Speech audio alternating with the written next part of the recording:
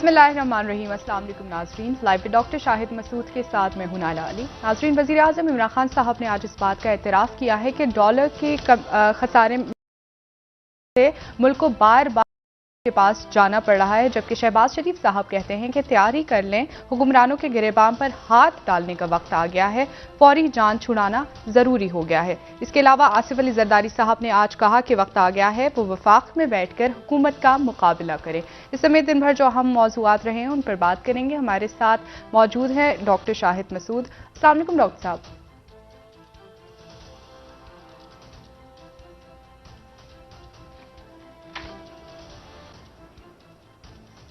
जी, आपको भी नजर डॉक्टर साहब, काफी जारहाना मूड में हमें ऑपोजिशन नजर आ रही है। आसिफ अली जरदारी साहब ने भी आज इंतहाई सख्त बयानात दिए हुकूमत के खिलाफ, और शहबाज शरीफ साहब भी हमें काफी नाला नजर आते हैं और कह रहे हैं कि हुकूमत को गिराने का वक्त आ गया, हुकूमत से जान छुड़ाने का वक्त आ गया है।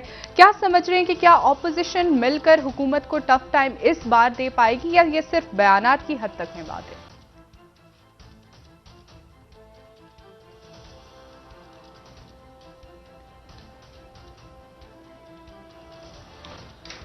देखें, मुल्की सियासत पे आज जरा थोड़ी सी बात करते हैं, और उसमें एक बात तो यह है कि वजीर आजम साहब को थ्रेट्स हैं, प्रॉपर उनकी जो सिक्योरिटी है वो बढ़ा दी गई है पिछले कुछ अरसे में।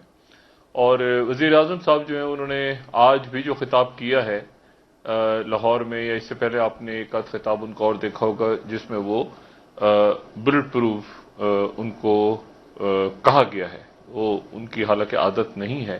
इससे पहले वो जितने जलसे उन्होंने अवामी किए उन लोगों में गए, लेकिन वो बुलेट प्रूफ उन्होंने इस्तेमाल नहीं किया। लेकिन आज जो है वो बुलेट प्रूफ का उनको कहा गया है कि वो इस्तेमाल करें। इससे पहले उनका जो रास्ता था जिससे वो बनी गाला से आते थे बाय रोड, उसको भी उनको इंस्ट्रक्शंस दी गई थी कि यहाँ पे आप बाय रोड कम ट्रैवल करें और आप जो है वो हेलीकॉप्टर्स के जरिए हेलीकॉप्टर ज्यादा इस्तेमाल करें। तो आज वजीर आजम साहब की वो जो इनहांस सिक्योरिटी अलर्ट है वो हमें आज नजर भी आई जब हमने देखा कि वो उन्होंने बुलेट प्रूफ के पीछे एक स्पीच की है। वजीर आजम पाकिस्तान एक अहम ओहदा है, तो ये थ्रेट्स कहां से आई हैं? ज़ाहिर है कि खित्ते के हालात हैं, मुल्क की हालात हैं, बड़े वाक़यात रूनुमा हो रहे हैं।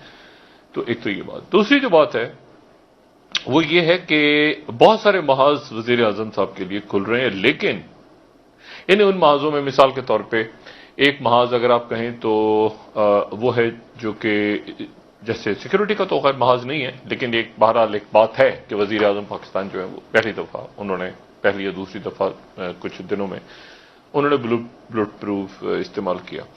दूसरी जो बात है वो ये है कि महाज बहुत सारे खुल रहे हैं, ठीक है। एक फॉरेन फंडिंग केस जो है वो इलेक्शन कमीशन ने कल समाअत रखी हुई थी, उसकी अब वो पीर के दिन गालिबन हुई है। वो IMF के हवाले से मामलात अपनी जगह चल रहे हैं। ऑपोजिशन जो है वो एक ऑपोजिशन तो नहीं है, ऑपोजिशन बहुत सारी हैं, और सबसे बड़ी ऑपोजिशन जो है वो हुकूमत के अंदर खुद बैठी है। और वजीर आजम साहब को ये अच्छी बात है कि उनको इल्म है, वो शो नहीं करते लेकिन उनको इल्म है कि कौन से लोग जो हैं वो कहां पर खेल रहे हैं, किसके साथ हैं, क्या उन तक इतलात हैं। अच्छा, लेकिन एक बात, हैविंग सेड इट, एक बात बिल्कुल तय है, और वो ये है कि वजीर आजम इमरान खान साहब लड़ेंगे। मतलब वजीर आजम जो हैं वो इमरान खान साहब इस किस्म की उनकी शख्सियत नहीं है कि वो जो है वो उनसे कहा जाएगा कि जी आप ऐसे करें, और वो बहुत सी बातें उन्होंने मानी भी हैं, सुनते भी हैं, बहुत आप कहते हैं इसको अड़ भी जाते हैं, नहीं सुनते, उनको मशवरे दिए जाते हैं, बहुत से वो कहते हैं नहीं मैं ऐसे करूंगा। लेकिन ये जो बैटल फील्ड एक हमको बनती नजर आ रही है, जो कि आप समझें कि अगले 10 या 12 या 15 दिनों में बिल्कुल आपके सामने क्लैरिटी के साथ मुख्तलिफ वाकयात होंगे, जो मैं हमेशा कहता हूं ना कि ये जब कुछ हो रहा होगा तो होता हुआ नजर आएगा। मतलब फिर आप खामोश होकर मैं बैठ जाता हूं, मैं कहता हूं चंद दिनों के बाद बात होगी, तो वो बातें आपको मुख्तलिफ टॉक शोज में, बयानियों पे, सोशल मीडिया पे फिर वो वाकयात होते नजर आते हैं, फिर आप पीछे जाते हैं, अब आप आगे। तो अब जो ये पूरा सिस्टम लरज रहा है, अब आप समझें कि इसको आप آج سے ہفتے یا 10 دن کے بعد دیکھیں گے تو یہ بالکل آج 23 تاریخ ہے تو لیٹ سے کہ ہم اس کو لے جاتے ہیں 4-5 جنوری تک اگلے سال زندگی رہی تو یہ بالکل سسٹم جو ہے آپ کو لرزتا ہوا نظر آئے گا، لرزتا ہوا. لیکن ایک بات اس میں طے ہے کہ اس میں عمران خان لڑیں گے. مطلب عمران خان جو ہے وہ اگر یہ سسٹم جو ہے یہ پورا جو نظام ہے اس میں یہ بات کہی جا رہی ہے کہ جو عمران خان صاحب کو کہا جائے گا عمران خان صاحب جو ہے وہ سرنڈر کر دیں گے، یہ کرتے، ایسا نہیں ہونے جا رہا. کیونکہ اس کے یہ باتیں بہت پہلے ہو چکی ہیں. بہت سارے معاملات ایسے ہیں جس میں عمران خان صاحب نے اشاروں کنایوں میں بات کی ہے کہ مجھے اس طرح کہا جاتا ہے میں نہیں کروں گا، اور یہ اس طرح کی باتیں سامنے آئی ہیں. تو وہ اب بھی وہ فائٹنگ موڈ میں ہے. اور یہ جو مختلف بیٹل آپ سمجھ لیں کہ بہت سارے معاملات ان کی طرف بڑھتے آ رہے ہیں. کے پی کا ریزلٹ ہے، ان کو پتا ہے کہ کے پی کے اندر کیا ہوا ہے، ان کو اچھی طرح سے پتا ہے کہ ٹکٹس جو ہیں ان کے لوگوں نے بیچے ہیں، کیا کیا ہے. اور انہوں نے سب سے جو بڑی بات ہے انہوں نے اس کو ایکسیپٹ کیا اپنے ٹویٹ میں. انہوں نے یہ نہیں کیا کہ جی وہ ایک روٹینلی وہ کہہ دیں کہ جی کسی نے کسی پہ الزام ڈال دیں، وہ کہیں گے جی وہاں پہ دھاندلی ہوئی ہے، ایسے ہوا ہے. نہیں، انہوں نے بالکل کہا کہ یہ، اور یہ ایک بڑا خوش آئند ہے ہماری سیاست میں کہ کوئی دھاندلی کا الزام کم سے کم نہیں لگا. انہوں نے کہا کہ یہ ٹکٹ جو ہیں ہمارے لوگوں نے غلط دی ہے اور آئندہ جو ہے، لیکن آئندہ کیسے ٹکٹ ہوں گے اب یہ ایک سوال ہے. کیونکہ آئندہ ٹکٹ دینے کے لیے پھر وہی شخصیات بیٹھی ہوں گی جنہوں نے پہلے ٹکٹ دیے. لیکن وہ انہوں نے اس بات کو مانا. اچھا، اور اس کے بعد جو ہے وہ اب ان کو، جیسے میں نے آپ سے کہا انہوں نے لڑنا ہے. ویپنز ان کے پاس کون سے ہیں لڑنے کے، یہ اس موقع پہ انہوں نے دیکھنا ہے کہ میرے پاس ویپنز کون کون سے. ویپن سے مراد یہ ہے کہ ان کے اراکین کون سے ہیں، ان کے جو ان کے ساتھ کھڑے ہوں گے. اور کچھ لوگوں کے بارے میں تو میں بالکل ہی کہہ سکتا ہوں کہ وہ ان کے ساتھ کھڑے ہوں گے آخر تک، اور وہ ان میں سے ایک ہیں ڈاکٹر شہباز گل. اور یہ ایک وجہ ہے جس کی بنیاد پہ یہ بات کہہ رہا ہوں کہ ڈاکٹر شہباز گل جو ہیں ان سے غالباً وزیر اعظم صاحب بھی امید کرتے ہیں کہ وہ آخر تک کھڑے ہوں گے، باقی وزراء بھی، لیکن شہباز گل صاحب خاص طور پہ ٹھیک ہے وہ ان کے ساتھ آخری لمبے تک جو ہے وہ، یعنی اب سمجھیں کہ ان کے بالکل وہ ساتھ کھڑے ہوں گے. اچھا، اور جب ڈاکٹر شہباز گل، اگر آپ کو سمجھیں کہ ڈاکٹر شہباز گل کو میں ایک پیمانے کے طور پہ لے رہا ہوں کہ وہ ایک شخصیت ایسے ہیں جو اس وقت سب سے زیادہ ان کے لیے آخری حد تک جانے کو تیار ہیں وزیر اعظم صاحب کے ساتھ. باقی جو وزراء ہیں وہ بھی ہیں ان کے ساتھ، بہت ساری وزراء، لیکن وہ جو وزراء ہیں وہ ساری جو ٹیم ہے اس میں مختلف امور کے اوپر اختلاف ہے. ٹکٹس کے اوپر بھی اختلاف ہے، باقی چیزوں پہ بھی اختلاف ہے، وزارتوں پہ بھی اختلاف ہے.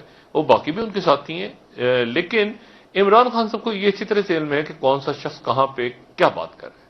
مثال کے طور پہ جو بات خواجہ آصف صاحب نے کی کہ ایک وزیر جو ہے انہوں نے رابطہ کیا تھا، بالکل کیا تھا. اور اس نشست میں یہ بات آج سے 2-2.5 سال پہلے ہو چکی ہے کہ 70 کے قریب اراکین ہیں، اور اب وہ تعداد سے زیادہ بھی ہو چکی ہے کہ 70 کے قریب اراکین ہیں جو عمران خان صاحب کو چھوڑنے کے لیے تیار بیٹھے ہیں. اور وہ ہیں جو الیکٹیبلز ہیں اور ادھر ادھر سے آئے ہوئے ہیں اور سارے جو ہیں. اور عمران خان صاحب کو پتا ہے کہ وہ جو ہے وہ پہلے بھی دوسری پارٹیوں میں تھے، اب بھی دوسری پارٹیوں میں چلے جائیں گے. لیکن عمران خان صاحب کو یہ بھی اچھی طرح سے پتا ہے کہ وہ پارٹیاں شاید ان کو نہ لیں اس وقت. تو مطلب، اور ان کو بھی، میں آپ کو ایک بات اور بتاؤں کہ بہت سے لوگ ایسے ہیں جن کو 2 پارٹیاں لینے کو تیار نہیں ہے اب.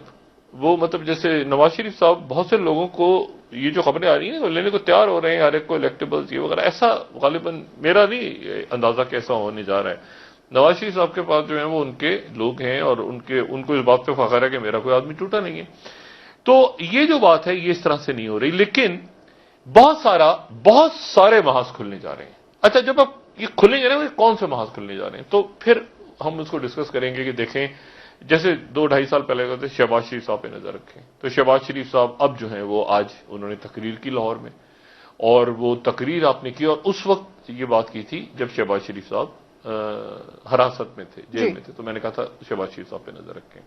اور اس سے لے کے آج تک آ جائیں تو نواز شریف بھی باہر ہیں، اسحاق ڈار صاحب بھی باہر ہیں، اور ان کو لانے کی بات ختم ہو چکی. ٹھیک ہے نا، اب یہ بات ہو ہی نہیں رہی، بلکہ یہ بات ہو رہی ہے کہ وہ آئیں گے. کیا وہ آ رہے ہیں؟ اس طرح سے بات میں نہیں کہہ رہا، یہ بات میڈیا پہ اور سوشل میڈیا پہ چل رہی. میں تو ایک بات کہہ کے پھر اس کو پیچھے ہٹ جاتا ہوں، اس لیے کہ پھر میں دیکھتا ہوں کہ وہ ایک ماحول آگے بنے تو پھر اپنے آپ کو اسیس کرتا ہے آدمی کہ میرا جو تجزیہ تھا وہ کیا کس حد تک درست تھا. اور ظاہر تجزیہ جو ہوتا ہے وہ انفو انالیسس ہوتا ہے، انفارمیشن بیسڈ انالیسس ہوتا ہے. انفارمیشن بیسڈ انالیسس میں یہ بات تو طے ہے کہ یہ سسٹم کولیپس ہو گیا ہے، سارا مکمل طور پہ کولیپس ہو چکا ہے سسٹم، اور اس سسٹم میں جو ہے وہ عمران خان صاحب اس سسٹم کو اگر 2 سال پہلے لات مار کے گرا دیتے تو اس وقت بہت اچھا ہوتا، اور وہ بلیک میل بھی نہیں ہوتے لوگوں سے. اب وہ بلیک میل بھی ہو رہے ہیں، لیکن وہ بلیک میل ہو کچھ ہو، وہ لڑیں گے ضرور. اصل جو بات ہے وہ یہ ہے کہ انہوں نے لڑنا ضرور ہے، لڑیں گے ضرور. اور وہ یہ جو کل انہوں نے ٹویٹ کیا ہے، جس کو ہم بھی کہہ رہے ہیں کہ انہوں نے بڑا ایک مظاہرہ کیا، لیکن اگر آپ مطلب انہوں نے بڑی بڑائی دکھائی اور ایکسپٹ کر لیا ساری چیزیں، لیکن اس کو آپ یہ بھی کہہ سکتے ہیں کہ اس ٹویٹ کو انہوں نے پنچ آف سالٹ کے ساتھ، یعنی ایک دکھی شخص کے طور پہ بھی کیا ہے کہ دیکھیں میری پارٹی کے اندر ہوا اور میں مان رہا ہوں، لیکن یہ کہ ٹکٹس غلط دیے گئے. اس سے پہلے بھی ٹکٹ غلط دیے گئے تھے. 2013 میں بھی کمیٹیاں بنی تھیں ہمارے سامنے، وجود الدین احمد صاحب تھے، تسنیم نورانی صاحب تھے، باقی شخصیات تھیں، اور وہ میں جاننا نہیں چاہتا، لیکن بہرحال یہ ہے کہ اس وقت بھی یہ ہوا تھا. اور پھر عمران خان صاحب نے ایک فیصلہ کیا تھا، جس فیصلے کے بارے میں آج تھوڑا سا بتاؤں، اور وہ فیصلہ یہ تھا کہ یہ شوگر وغیرہ کا معاملہ آیا بعد میں. اس سے پہلے عمران خان صاحب کا یہ فیصلہ کیا تھا، اور یہ فیصلہ تھا کہ جہانگیر ترین صاحب کا جو کردار ہے پارٹی کے اندر وہ کم سے کم کیا جائے، کیونکہ یہ تاثر جا رہا تھا کہ جہانگیر ترین صاحب ہی پارٹی کو چلا رہے ہیں. شوگر سے پہلے کی بات ہے، جی سر، بالکل. شوگر کمیشن، شوگر کا انکوائریز اور اس سے ہونے کے پہلے کی بات ہے. اور میں یہ مطلب میرے جو کہ سامنے کے، میں لوگوں کے نام نہیں لینا چاہ رہا، یہ میرے سامنے کے واقعات ہیں. تو عمران خان صاحب کے ذہن میں یہ بات تھی کہ اور اس میں سیف اللہ نیازی صاحب کے بھی ذہن میں بات تھی، نعیم الحق مرحوم اللہ تعالیٰ ان کے درجات بلند فرمائے، ان کے ذہن میں بات تھی. ان کے ذہن میں بات یہ تھی کہ جہانگیر ترین صاحب جو ہیں وہ زیادہ پارٹی کے اندر جو ہے ان کی پاور بڑھ گئی، باوجود اس کے کہ وہ تو ایک گروپ دوسرا گروپ جو ہے وہ ایکٹیو ہو رہا تھا، اور اس گروپ نے پھر جو ہے وہ جہانگیر ترین صاحب، پھر ظاہر انکوائری کمیشن وغیرہ سارا بنا، وہ جہانگیر ترین صاحب نے اپنا رستہ الگ کر لیا. لیکن یہ شوگر سے پہلے کی بات ہے، یعنی آپ سمجھیں گے شوگر انکوائری سے کوئی مہینہ 2 مہینے پہلے. اچھا، اسی طرح سے پھر وہ ظاہر ہے کہ اسد عمر صاحب کا بھی ایک معاملہ چل رہا تھا، اسد عمر صاحب جہانگیر ترین صاحب کا، وہ ہم جانتے ہیں، میں اس میں نہیں جانا چاہ رہا. لیکن میں آپ کو صرف یہ بتا رہا ہوں کہ خان صاحب کو یہ اچھی طرح سے پتا ہے کہ کون سا شخص کہاں پہ. جہانگیر ترین صاحب کے ساتھ جو بہت سے لوگ آئے تھے وہ عمران خان صاحب کے ساتھ کیبنٹ میں ابھی بھی ہیں، یہ بات بڑی امپورٹنٹ ہے. اور عمران خان صاحب جو ہیں وہ یہ بات جانتے ہیں کہ وہ شخصیات جو ہیں وہ جہانگیر ترین صاحب سے رابطے میں ہیں. عمران خان صاحب کو یقیناً اس بات کا علم ہونا چاہیے، اور وزارتوں میں بھی ہیں اور اراکین یعنی ان کے کیبنٹ کے رکن بھی ہیں. لیکن وہ شاید اس مرحلے پہ عمران خان صاحب کو، میرے نہیں خیال کہ وہ عمران خان صاحب کو اس مرحلے پہ ڈچ کر کے وہ کوئی جہانگیر ترین صاحب کے ساتھ ایسا لیکن میں کہہ رہا ہوں کہ جہانگیر ترین صاحب لوگ ہیں وہ موجود ہیں ابھی بھی. صحیح. وہ جہانگیر ترین صاحب سے رابطے میں ہیں یا نہیں ہے یہ میں نہیں جانتا، موجود ہیں. اچھا، لڑنے کا جو ایشو ہے وہ یہ ہے کہ عمران خان صاحب نے یہ بات سوچی ہے اور یہ بات کہی ہے مختلف مواقع پہ کہ میں یہاں پہ لڑوں گا. مطلب انہوں نے پرائیویٹلی بھی بات کی اپنے حلقہ باب میں، اور یہ بات ہوئی ہے. انہوں نے کہا کہ میں تو لڑوں گا، میں تو بات نہیں سنوں گا، ٹھیک ہے نا. اور میں یہ اگر فرنٹ کھلتا ہے، اگر یہ اس طرح سے ہوتا ہے، یہ اس طرح سے ہوتا ہے، یہ لوگ جمع ہوتے ہیں، ایسے ہوتا ہے کوئی. اور اسی لیے آپ دیکھیں کہ وہاں سے جو انصار عباسی صاحب کی سٹوری تھی، زرداری صاحب نے جو بات کی تھی، تو اس کے اوپر انصار عباسی صاحب کی جو سٹوری ہے وہ یہی ہے کہ جی اسٹیبلشمنٹ کی طرف سے واضح طور پہ کہا گیا کہ ہماری طرف سے کوئی رابطہ نہیں ہوا، کیونکہ ایک ماحول ایسا بنا ہے کہ جس ماحول کے اندر یہ تاثر دیکھیں اسٹیبلشمنٹ تو بات ہر ایک سے کرتی ہے. اگر مثال سندھ پیپلز پارٹی کی حکومت ہے تو آپ کے خیال سے سندھ میں گورننس اور باقی ایشوز تو وہ تو بات کر رہے ہوں گے نا کسی. آپ دیکھیں کہ وہاں سے افغانستان سے جو ان کے وزیر خارجہ ہیں تو وہ سیدھا مولانا فضل الرحمان سے ملنے گئے، وزیر تعلیم آئے ہیں تو مولانا فضل الرحمان سے ملنے گئے. تو اس میں اور ظاہر فارن آفس کے لوگ تھے جنہوں نے فیسیلیٹیٹ کیا وہ ساری میٹنگز کو، فارن آفس کے لوگ تھے. بالکل سر. تو بات یہ ساری کہ اب اس میں ظاہر ہے کہ اسٹیبلشمنٹ تو ایک تمام جتنے بھی فریق ہیں ملک میں ان کو دیکھ بھی رہی ہوتی ہے، ایکسٹرنل انٹرنل، تو وہ اسٹیبلشمنٹ لیکن کسی ایسے سازش کا حصہ نہیں ہے کہ وہ حکومت کو گرا دیں گے. کہے آخر کہ جی ملک کا مثال کے طور پہ کسی شخصیت سے کہا جائے کہ ملک کے اندر تو مسائل بہت بڑھ گئے ہیں، اور کسی نے کہہ دیا جو مسائل تو بڑھ گئے پھر آپ کو فارمولہ بتا دیں، اس طرح کر کے کوئی بات ہوئی ہوگی. لیکن یہ طے ہے کہ یہ سسٹم چونکہ لرز رہا ہے اور یہ ماحول ملک کے اندر ایک بن گیا ہے، اور وہ ماحول بنا ہے مہنگائی کی وجہ سے، ماحول بنا ہے کہ وزراء نے مختلف باتیں کی، آ کے 2-3 دن پہلے جو کچھ تماشا ہوا ریزلٹس آنے کے بعد، سے پہلے بھی ہو چکا ہے جی اور بڑی سخت زبان، یعنی عمران خان صاحب کے بارے میں آپ کو یاد ہوگا کہ جب پنجاب میں جہانگیر ترین صاحب کے گروپ کے کچھ لوگوں کے اوپر ہاتھ ڈالا تھا یا پرابلم میں آئے تھے، تو انہوں نے عمران خان صاحب کے بارے میں بڑی سخت زبان استعمال کی تھی. تو عمران خان صاحب جو ہیں وہ پنچ آف سالٹ کے ساتھ اس کو دیکھ رہے ہیں، لیکن اب اگلے جو چند روز ہیں، یعنی میں اب آج سے لے کے آپ سمجھ لیں 5 تاریخ رکھتے ہیں، 5 تاریخ 8 تاریخ جنوری کی، تو اس میں یہ سسٹم آپ کو مزید لرزتا ہوا نظر آئے گا اور آپ کو ایسا لگے گا بالکل جیسے ادھر سے ایک وار ہو رہا ہے، جوابی وار ہو رہا ہے ادھر. لیکن ہوگا کیا، اب یہ میں آپ کو بتاتا ہوں کہ حکومت کو ڈیفینڈ کرنے والی شخصیات پیچھے ہونی شروع ہو جائیں گی، اور اس میں شہباز گل صاحب آپ کو نظر آئیں گے، فواد چودھری صاحب نظر آئیں گے، باقی وزراء آہستہ آپ کو وہ پیچھے ہوتے ہوئے نظر آئیں گے، بہت زیادہ وہ ڈیفینڈ نہیں کر رہے ہوں گے. دیکھیں کھل کے ٹاک شوز میں بھی اور پریس کانفرنسز بھی جیسے پہلے ہوتی تھیں، اور یہ میں نے کہا نا، یہ خان صاحب کی لڑائی ہے، یہ عمران خان کی جنگ ہے. مطلب یہ آپ سمجھ لیں عمران خان جو بھی ایز اے پرسن وہ ہیں، وہ ان کی جنگ ہے. آج بھی وہ لاہور گئے ہیں تو وہ عثمان بزدار صاحب سے 3 سال سے بات ہو رہی ہے کہ ہٹائیں، وہ نہیں ہٹائے، وہ کہتے ہیں نہیں میں عثمان بزدار سے ہی کروں گا کام، تو وہ لڑیں گے. اچھا اب اس لڑائی میں لیکن کیا ہوتا ہے، اس لڑائی کا فیصلہ کیا ہوتا ہے، یہ سارے جو پولیٹیکل ایکٹرز ہیں، یہ جو پورا سسٹم ہے جس میں وہ بیٹھے ہوئے ہیں خان صاحب، یہ سسٹم آنے والے دنوں میں دباؤ بڑھائے گا. مختلف سکینڈلز، کیسٹس، ٹیپس، فیصلے آگے پیچھے دائیں بائیں.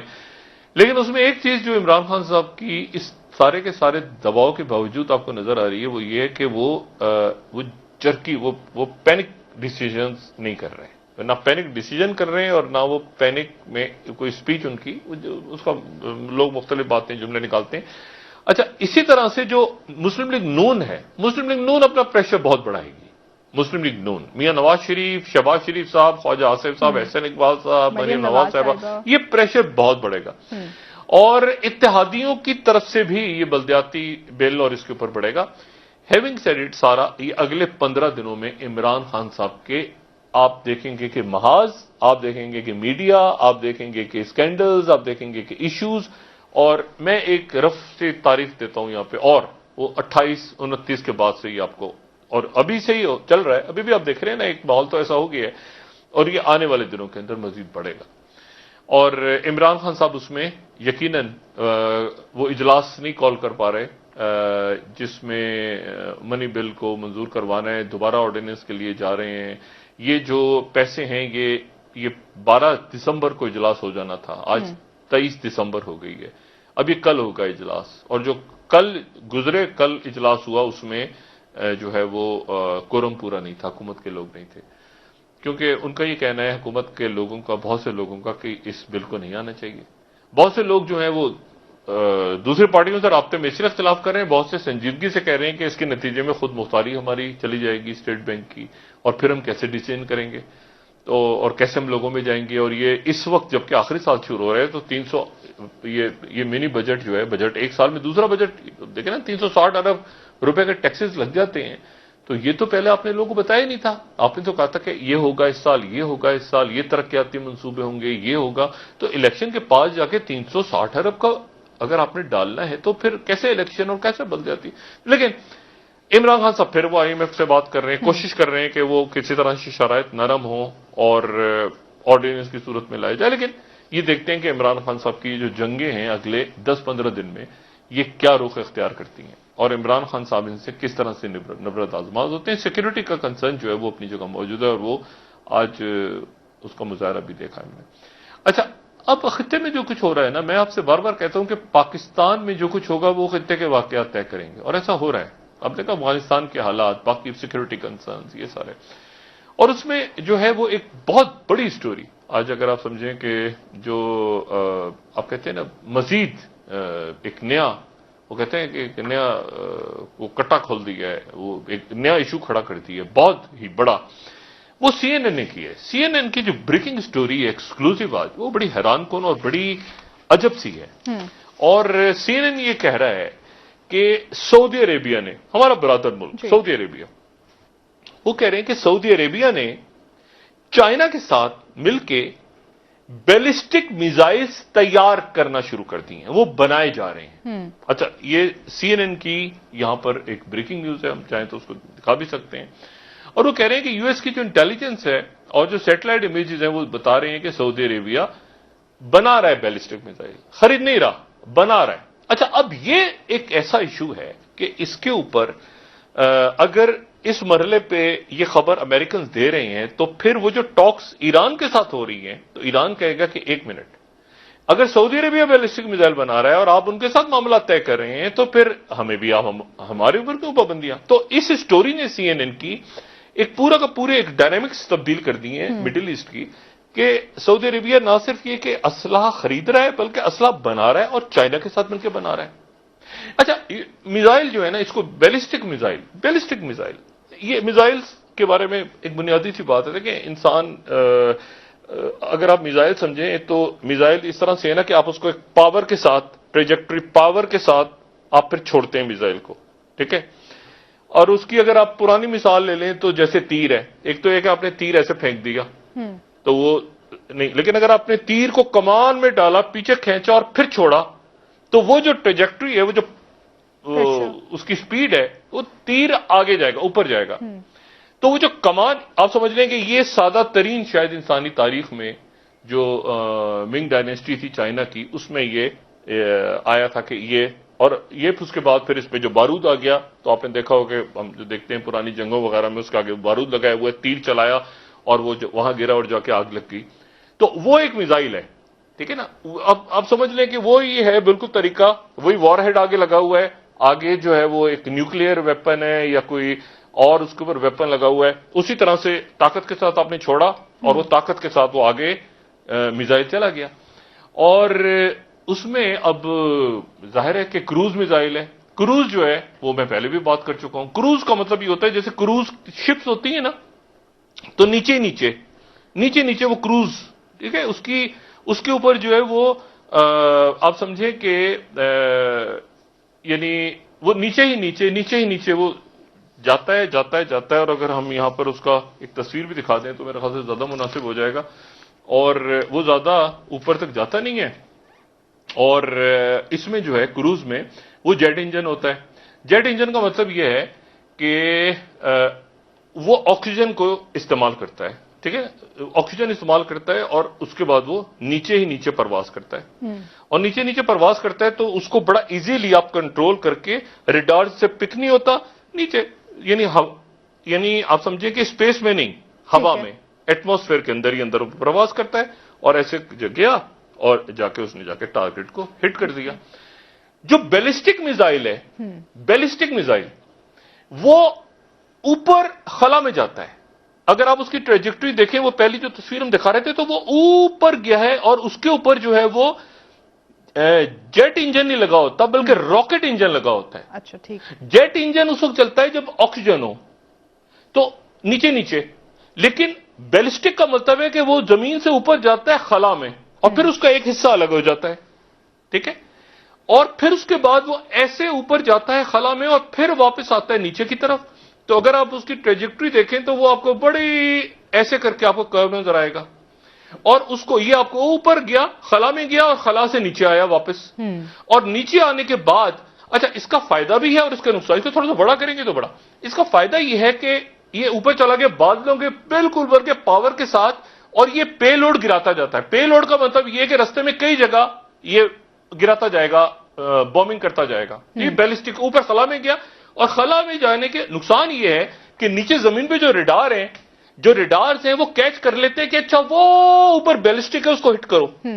جو کروز میزائل ہے وہ نیچے ہے, وہ ہائپر سونک ہو یا وہ سب سونک ہو, یا مطلب سب سونک, ہائپر سونک, تو یعنی دیکھیں نا, سب سونک کا مطلب ہے کہ آواز کی رفتار, تو آواز کی رفتار سے کم ہے, آواز کی رفتار سے زیادہ ہے, وہ تو اس کو subsonic, supersonic, hypersonic, یہ سارے الفاظ کے لیے استعمال کریں گے. اصل بات یہ ہے کہ کروز کو کیچ کرنا مشکل ہے, یعنی ریڈار جو ہیں عموماً وہ کروز کو کیچ نہیں کر پاتے. اچھا, اب انہوں نے یہ کہا ہے, سی این این یہ کہہ رہا ہے کہ چائنا جو ہے وہ سعودی عربیہ کے ساتھ مل کے یہ بیلسٹک جو ہے, یہ بیلسٹک شارٹ رینج بھی ہو سکتا ہے, یہ بیلسٹک انٹر کانٹیننٹل بھی ہو سکتا ہے. یہ جو نارتھ کوریا والا فائر کرتے ہیں نا, نارتھ کوریا والے, تو وہ بیلسٹک فائر کرتے ہیں. بیلسٹک کا مطلب ہے کہ آپ اگر فائر کریں گے اس کو نارتھ کوریا سے تو وہ اوپر جائے گا خلا میں اور جا کے وہ امریکہ کو ہٹ کر سکتا ہے. تو بیلسٹک میزائلز کا اپنا ایک خطرہ ہے اور کروز میزائلز کا اپنا خطرہ ہے. اچھا یہ بات اس لیے امپورٹنٹ ہو رہی ہے کہ یہاں پہ وہ S-400 انڈیا نے جو ہے وہ لیے ہیں اور لگائے ہیں ویسٹرن بارڈر پہ, اپنے ویسٹرن بارڈر پہ لگائے ہیں, اور وہ کہہ رہے ہیں کہ انڈیا اور پاکستان کے, چائنا اور پاکستان کے ساتھ. لیکن یہ S-400 جو ہیں یہ $5.5 ارب کے, یہ کیوں لگے ہیں اور اس کا کیا فائدہ ہوگا یہ میں نہیں جانتا, کیونکہ پاکستان نے اس کے ساتھ ہی تو اسلحے کی دوڑ شروع ہو گئی ہے پوری دنیا میں, اس خطے میں, وسطی ایشیا میں, آذربائیجان, ٹرکی میں, مڈل ایسٹ میں اسلحے کی ایک بہت بڑی دوڑ شروع ہے اس وقت.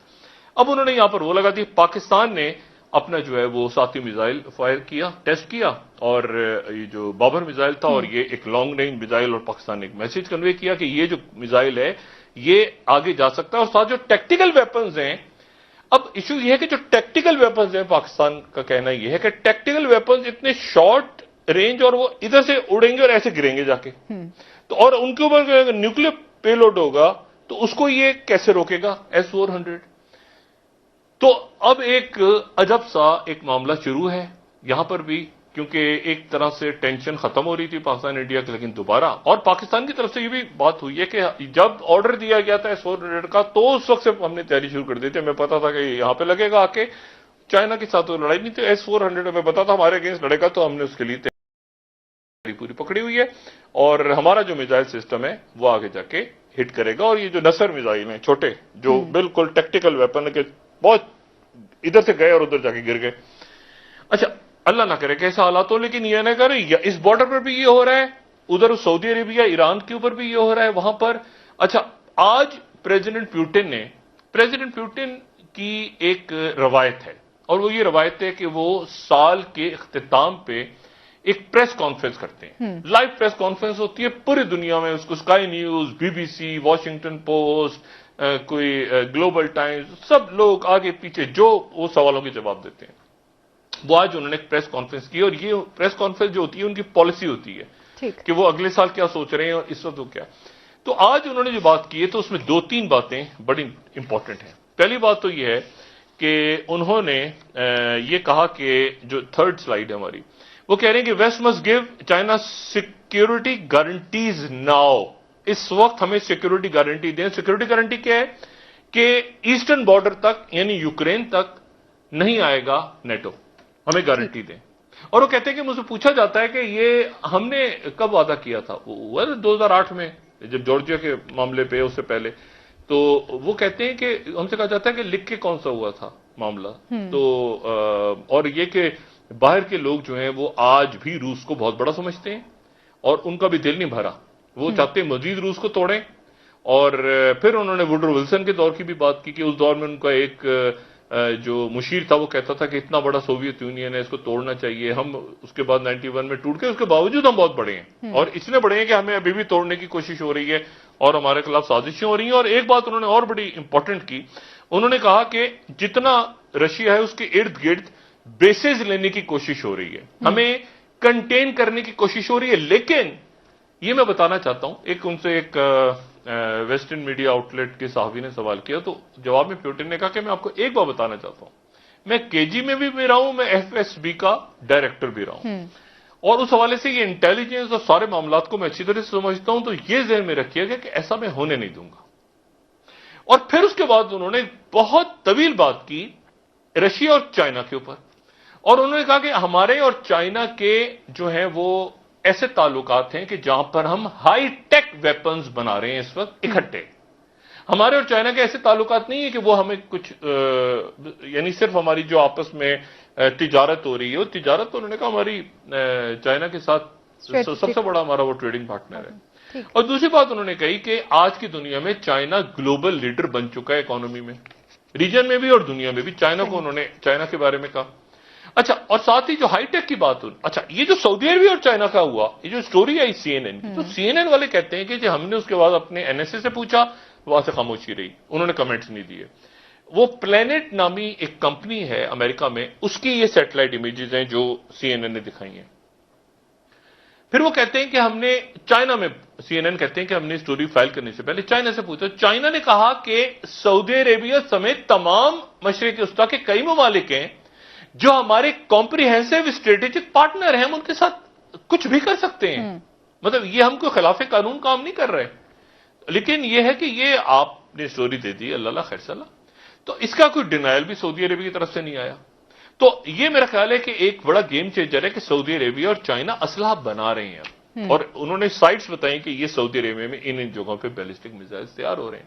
بیلسٹک میزائل میں نے آپ سے بتایا نا کہ بیلسٹک میزائلز اپنی جگہ ایک کمال ہیں, ان کا ایک اپنا ہے کہ وہ اوپر جاتے ہیں اور پھر اس کے بعد وہ پے لوڈ گرا بھی سکتے ہیں رستے میں اور جا کے دور تک. اور کروز میزائل جو ہیں, اگر آپ دیکھیں ویسے, میں تو اس کا ایکسپرٹ نہیں ہوں, لیکن ویسے کروز میزائل جو ہیں وہ زیادہ آپ ان کو مینج بھی کر سکتے ہیں اور وہ کروز کر سکتے ہیں آپ ان کو. یعنی ایک دفعہ اگر آپ نے بیلسٹک کو چھوڑ دیا تو پھر اسے قابو نہیں کر سکتے آپ, وہ گیا وہ جا کے گرے گا. لیکن کروز جو ہے اس کو آپ ریڈار سے نیچے آپ اس کو آگے لے جا سکتے ہیں. وہ جیسے پھلجڑی سی ہوتی ہے نا, وہ چلتی جاتی ہے میزائل کی طرح. اچھا, تو اب ہیونگ سیڈ اٹ, یہ اب معاملہ چلا گیا کہ جی یہ میزائلوں کی اور اسلحے کی ایک دوڑ شروع ہو گئی. اتنی تلخی میں یہاں پر S-400 آ گئے. اچانک امریکہ نے کہہ دیا کہ سعودی عربیہ بنا رہا ہے. ایران کی ٹاک 27 تاریخ کو شروع ہونے جا رہی ہیں دوبارہ. جو یہ ہیں نفتالی بینٹ, وہ انہوں نے آج اپنی فوج پہ تنقید کی ہے. وہ کہتے ہیں کہ اچھا, وہ اس لیے غالباً کی ہے کہ ان کو جیک سلون کہہ کے گئے ہیں کہ یہ آپ جو ہیں وہ ٹھیک ہے ایران کے بارے میں جو بھی پالیسی وغیرہ بن رہی ہے آپ کی, لیکن آپ باقی معاملات کو بھی تو دیکھیں. اگر آپ حملہ کریں گے تو کیا. تو آج دیا وہ کہتے ہیں کہ میں صبح صبح روز اٹھتا ہوں, اپنی فوج پہ تنقید کی ہے. وہ کہتے ہیں میں صبح صبح روز اٹھتا ہوں تو مجھے پتا چلتا ہے کہ میری جو فوج ہے, میرے جو فوجی ہیں, وہ ان کو اور کوئی کام ہی نہیں ہے ایران کے بارے میں بات کرنے کے علاوہ. تو یہ عجیب و غریب بیان دیا ان کے وزیر اعظم نے. وہ کہتے ہیں جب دیکھو ایران کے بارے میں بات کرتے رہتے ہیں, ایران پہ یہ کر دیں گے, ایران پہ حملہ کر دیں گے, ان کو کوئی کام نہیں ہے میری فوج کو. تو اب یہ بات بڑی ہے ان کی جو اسرائیلی ڈیفنس فورسز ہیں, تو ان کے لیے ایک بڑا عجیب سا میسج دے دیا. میسج اس لیے دیا غالباً کہ جیک سلیون کہہ کے گئے ہیں کہ یہاں ٹیمپریچر کم کریں. اچھا, ادھر ہمدوک کو استعفے سے روک دیا امریکنز نے. وہ جو سوڈان کے اندر پھڈا پڑا ہوا تھا, تو آج ان کے جو نمائندہ خصوصی ہیں افریقہ کے, انہوں نے کہا کہ ابھی وہ نہیں دے رہے استعفیٰ اور ہم کوشش کر رہے ہیں کہ یہاں پہ اسٹیبلٹی کو لے کر آ جائیں سوڈان میں. لیکن اسی دوران جو ہے وہ لیرا مزید پاورفل ہو گیا ہے. یہ جو لیرا کا فیصلہ کیا تھا ترک پریزیڈنٹ نے, تو لیرا جو ہے وہ مزید اسٹرانگ ہو گیا, اور 10 لیرا یعنی 18 سے وہ 12 تک گیا تھا, اور اب 10 لیرا پہ $1 آ گیا ہے. صحیح, ٹھیک ہے سر, ایک ادھر جو ہے وہ طیب اردوغان جو ہے, لیکن یہاں پر ایک اور ایشو ہے. وہ ایشو یہ ہے کہ یہ جو ڈرونز اور ان مینڈ ویکلز, اس کا جو سب سے خوبصورت اگر کوئی بنا رہا ہے اس وقت, وہ ٹرکی بنا رہا ہے. اور ٹرکی یوکرین کے ساتھ ہے, اور ٹرکی کا ڈیفنس کا پیکٹ ہے. تو یوکرین کا جو الٹیمیٹ, اور ابھی تک رشیا نے کوئی ٹرکی کے بارے میں بات نہیں کی. ٹھیک ہے سر, ٹھیک ہے, ایک بریک کا وقت میں ڈاکٹر صاحب واپس آ کے آپ سے مزید اس اور ہم معاملے نے پر دیکھا ہے بات کہ کریں گے. آرمینیا آذربائیجان میں یہ S-400 جو انڈیا نے لیے ہیں, یہ کریمیا میں لگے ہوئے ہیں, کیلن گراڈ میں لگے ہوئے ہیں, سیریا میں لگے ہوئے ہیں, آرمینیا میں لگے ہوئے تھے. ایگزیکٹلی. تو جی وقفہ لیں, اس کے بعد بات کرتے ہیں. ٹھیک ہے ناظرین, ایک بریک ہمارے ساتھ رہیے گا.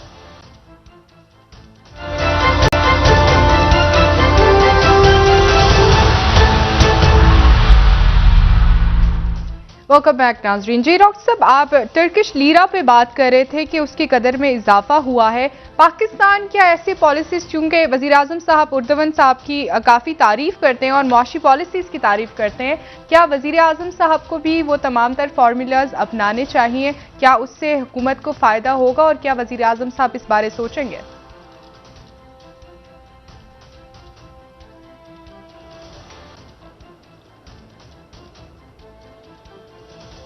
دیکھیں, آؤٹ آف دا باکس فیصلہ کریں تو out of the box solution ہی ڈھونڈنا پڑے گا آپ کو. میں تو پہلے دن سے یہ بات کہہ رہا ہوں کہ اس پورے سسٹم کو ٹھیک کرنے کے لیے آپ کو آؤٹ آف دا باکس, یہ معاشی معاملات, باقی معاملہ, آؤٹ آف دا باکس جانا پڑے گا.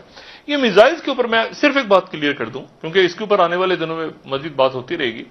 دیکھیں, میزائل اس طرح سے ہے کہ اس کو پھینکنے کے لیے آپ کو ایک پروجیکٹائل چاہیے، یعنی پروجیکٹائل قوت چاہیے. تاریخ میں جیسے میں نے کہا کہ ذہن میں آتا ہے کہ ہوگی یا کوئی تیر ہوگا، اس نے ایسے پھینکا ہوگا، دور نہیں جاتا، پھر اس نے کمان ایجاد ہوئی ہوگی، وہ کمان سے کھینچا اس نے، وہ تیر گیا اوپر. یا اس طرح سے آپ دیکھیں کہ جو بچے ہیں تو وہ جب ایک پتھر ایسے پھینکیں گے تو دور نہیں جائے گا، لیکن جب وہ غلیل کے پیچھے کھینچیں گے تو پروجیکٹائل کی پاور سے پھر چھوڑیں گے تو وہ آگے جائے گی. اسی طرح سے جو ہے وہ آپ دیکھیں کہ جب فٹ بال پڑی ہوتی ہے تو فٹ بال کو ایسے کریں تو اس کا کہیں تو کم دور جائے گی. آپ ذرا پیچھے سے اپنی ایک ٹانگ کر کے پھر کک لگائیں تو آپ دیکھیں پروجیکٹائل آگے. تو میں صرف یہ کہہ رہا ہوں کہ اس میں پروجیکٹائل امپورٹنٹ ہے. اس میں انجن اب جو لگا ہوا ہے، جو جیٹ انجن ہے، تو جیٹ کے لیے تو آکسیجن چاہیے، تو جیٹ خلا میں اس لیے نہیں جا سکتا. تو جیٹ انجن جو ہے وہ کروز میں ہے، اور بیلسٹک جو ہے اس میں راکٹ انجن ہے. ایک تو بات یہ ہوگی. دوسری بات یہ کہ اس میں ٹارگیٹنگ، پھر گائیڈنس، پھر اس کے بعد یہ کہ فلائٹ سسٹم کیسا ہے، انجن کیسا ہے، وار لوڈ کیسا ہے. وار لوڈ تو ظاہر ہے کہ آپ نے آگے نیوکلیر لگا دیا یا کوئی اور کو لگا دیا یا جیسے بھی ہے، تو اس کے مطابق وہ جو جنگوں میں استعمال ہوتا ہے. لیکن اسلحے کی دوڑ بہرحال خطرناک ہے، اور اس کے اندر مزید 3 وارشپس آج جو ہے وہ ٹرکی اتار رہا ہے اپنے. انہوں نے کہا مزید اسلحہ وہاں پہ، مزید وارشپس ہم تیار کر رہے ہیں، دوسرے ملکوں کو دے رہے ہیں. فرانس جو ہے اس نے اپنا پورے مڈل ایسٹ کے اندر اپنا فٹ پرنٹ اسلحے کے حوالے سے لے کر آگے.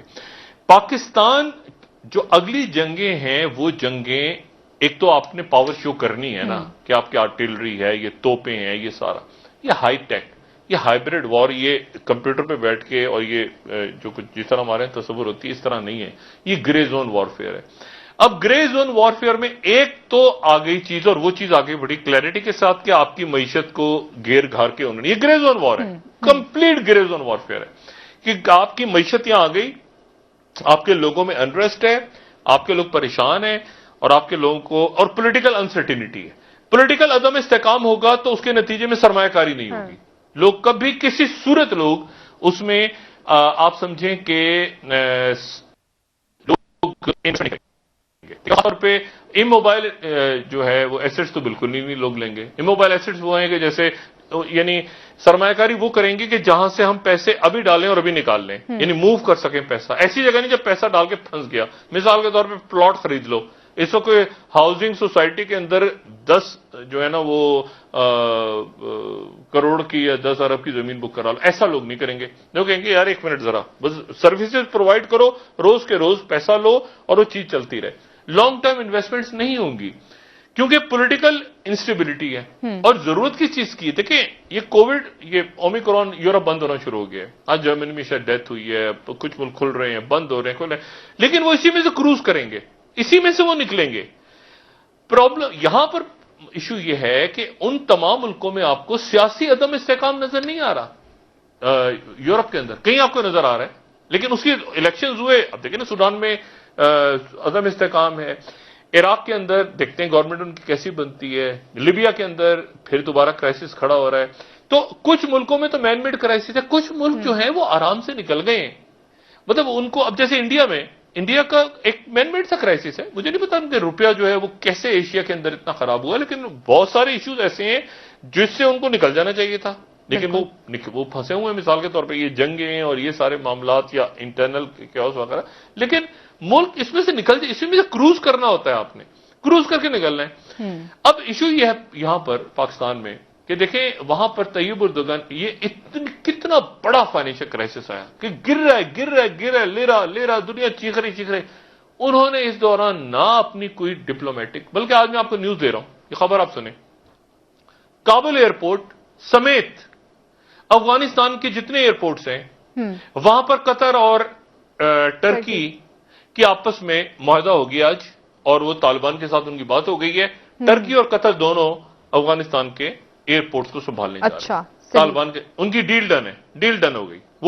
وہ بات جو ابھی تک رکی ہوئی تھی کہ جی ٹرکی کرے گا، قطر اور ٹرکی اور طالبان کے درمیان بات ہو گئی، آفیشیلی ان کی میٹنگ بھی ہو گئی اور یہ اناؤنس بھی ہو گیا. ٹھیک ہے صحیح. اچھا اب یہ جو چیزیں، اس کا مطلب یہ ہے کہ اچھا ہم نے بھی درمیان میں اب دیکھیں نا OIC ہم نے کتنا بڑا افغانستان کا ایشو، اگر کچھ سمجھے کہ یہ کوئی چھوٹا ایشو ہے، دو ایشوز ایسے ہیں پاکستان میں جو بہت بڑے بطور ایک ریاست کے ہم نے ان ایشوز کو مینج کیا ہے، اور ان میں سے ایک ایشو جو ہے وہ ہے یہ کووڈ کا کرائسس، بہت بڑا کرائسس، اور دوسرا افغانستان کی جنگ ختم ہوئی ہے، بالکل یہ افغانستان کے اندر سے انخلا ہوا ہے۔